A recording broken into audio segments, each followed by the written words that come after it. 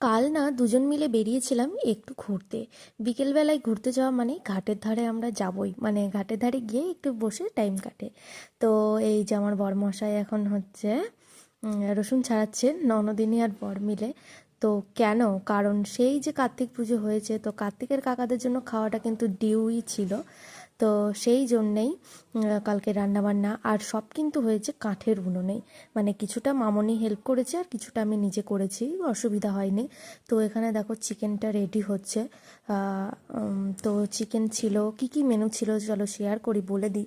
ছিল ডাল, চিকেন কষা, হচ্ছে চাটনি, পাঁপড়, দই, মিষ্টি, বেগুনি সাথে ছিল। তো বেগুনিটা দেখো খুব সুন্দরই হয়েছিল, মানে দোকানে যেরকম টাইপের হয় না, ঠিক সেইভাবেই হয়েছিল।